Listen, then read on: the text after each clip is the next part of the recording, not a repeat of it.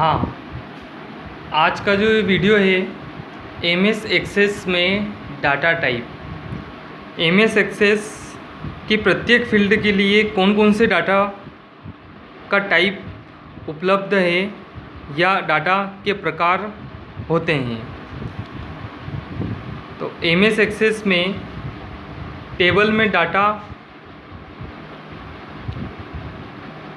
Tubular format में store होता है।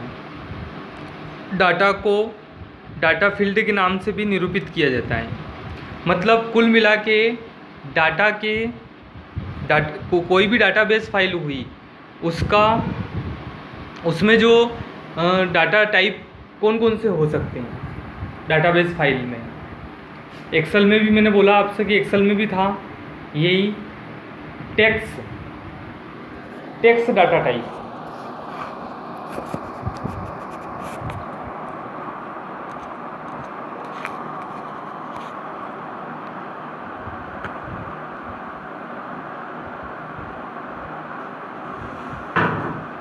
टेक्स्ट डाटा टाइप किस प्रकार का है डाटा जिसमें डाटा केवल कैरेक्टर फॉर्मेट में हो। कैरेक्टर यानी अक्षरों में।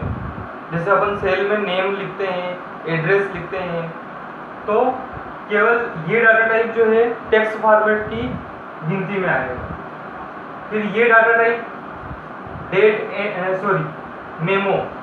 मेमो जो डाटा टाइप है ये केवल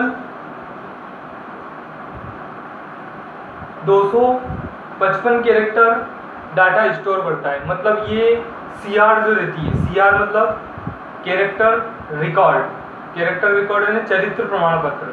उस चरित्र प्रमाण पत्र को लिखने के लिए 255 जो अक्षर होते हैं वो स्टोर करता है मेमो डाटा टाइप। फिर है नंबर डाटा टाइप में क्या होगा, केवल ये नंबर लेगा। नंबर यानी संख्यात्मक 0 से 9 तक ये संख्या ही ये डाटा स्टोर कर सकता है, नंबर वाला। फिर ये data type date and data type क्या करेगा, टाइम भी लेगा और डेट भी लेगा। मतलब उस टेबल में, उस फील्ड में, उस रो में, केवल उस सेल में केवल डेट और टाइम को ले सकता है ये डाटा टाइप। मतलब MS एक्सेल हुआ या MS एक्सेस हुआ, दोनों के डाटा समान होते हैं। इसके आगे अपन PGDC वाले जो VB.NET पढ़ेंगे तो .NET में भी डाटा टाइप आएंगे, लेकिन इससे थोड़े से भिन्न होंगे। उसमें भी टेक्स्ट तो आएगा, नंबर तो आएगा, मेमो नहीं रहेगा उसमें। तो उसमें नंबर को क्या बोलते हैं, उसमें इंटीजर बोलते हैं। ये होगी वही बात नंबर, लेकिन उसमें इंटीजर बोलेंगे।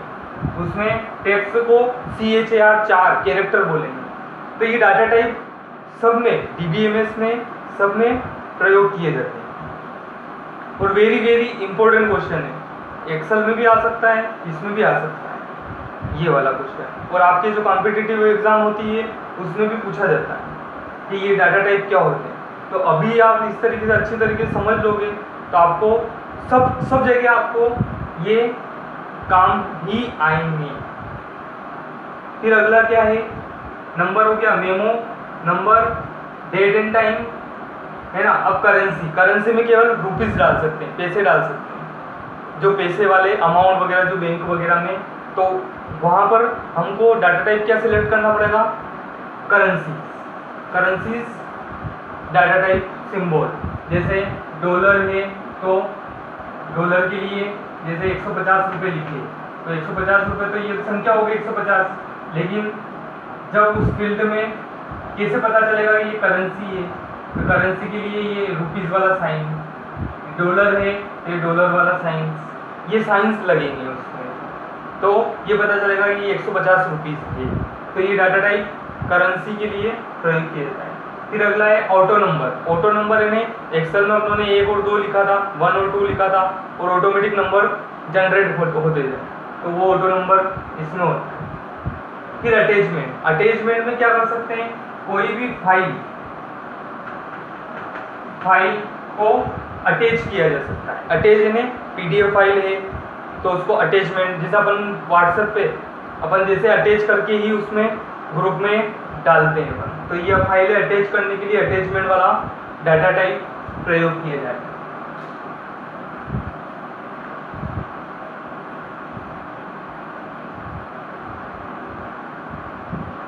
अटैचमेंट के बाद है सबसे महत्वपूर्ण डाटा टाइप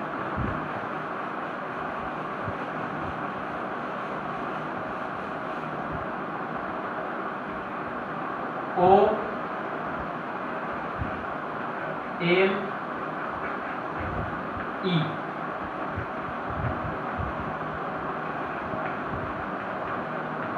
ऑब्जेक्ट लिंकिंग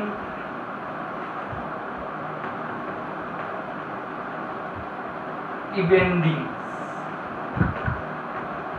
ये OLE ऑब्जेक्ट लिंकिंग इवेंटिंग ये बहुत महत्वपूर्ण डाटा टाइप माना जाता है। ये डाटा टाइप आपको कौन से भी सॉफ्टवेयर में, कौन से भी एप्लीकेशन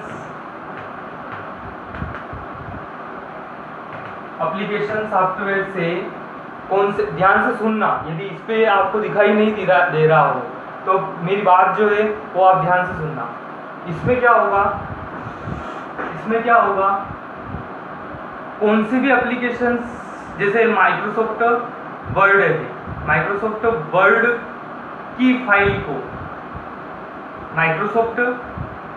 की फाइल को आप दूसरे एप्लीकेशन सॉफ्टवेयर में इसके माध्यम से, OLE के माध्यम से इनपुट कर सकते हो, चला सकते हो। ये OLE ऑब्जेक्ट डाटाबेस इस काम में आता है। आ रही बात समझ में?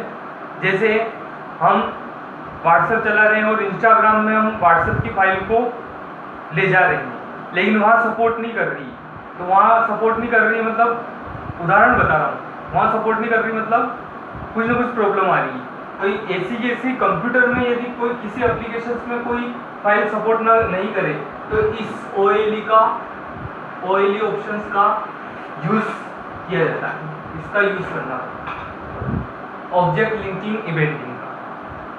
और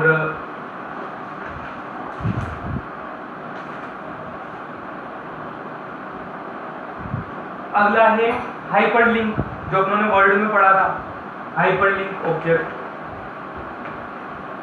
है ना। हाइपरलिंक में क्या होगा, एक फाइल को दूसरी फाइल से जोड़ना हाइपरलिंक कहलाता है, ये डाटा टाइप होता है। ठीक है।